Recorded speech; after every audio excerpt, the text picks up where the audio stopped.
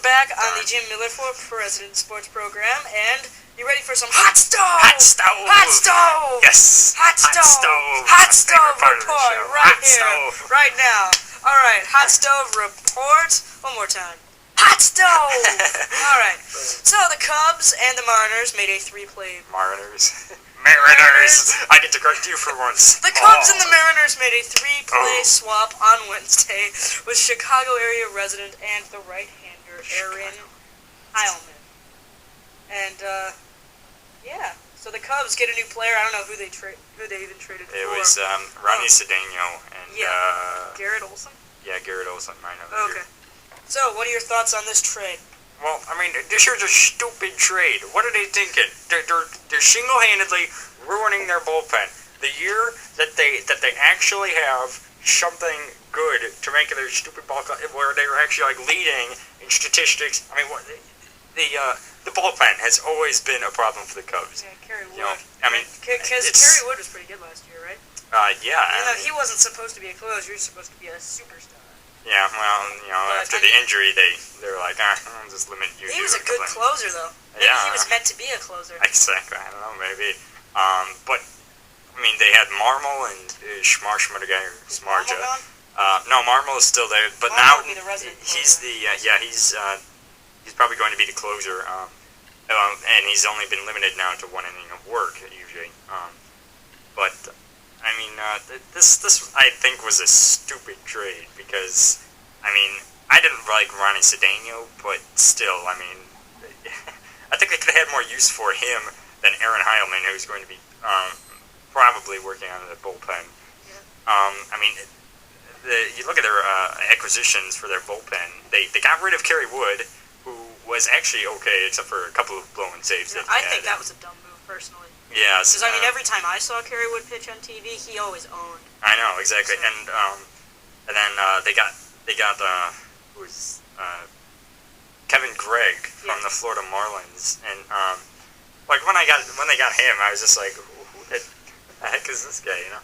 Yeah. I'd never heard of him before. And, I mean, I think I had seen something about him in the Sports Illustrated baseball preview, but for the Marlins, but that's because he was like their best pitcher because the Marlins suck. Yeah.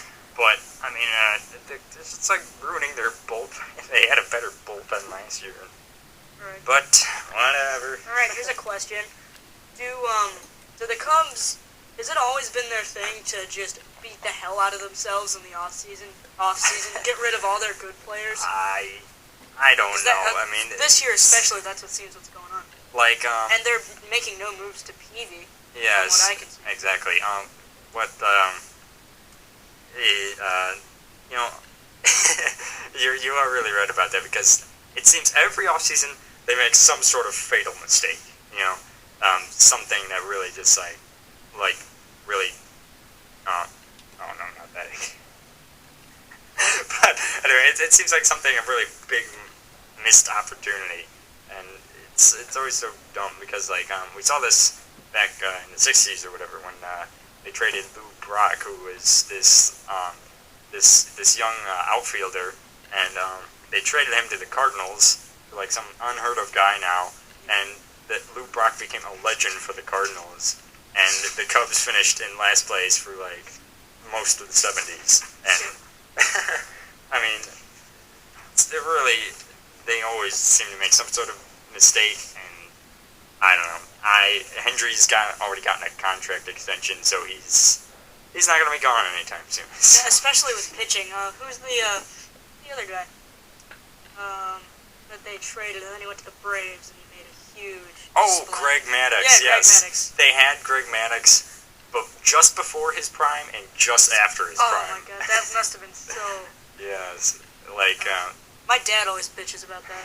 He always, it's like, we could have goes out and wins 5 Cy Young awards with Atlanta and everything. A couple of, I don't even know how many Gold Gloves, but and then they're like, oh hey, maybe we can get this guy for the last good part of his career. It's like no. Just some useless third starter. Got his 300th win with the Cubs though, and that's something, I guess. Yeah, they kept even though the one majority season. of it was with Atlanta. Yeah.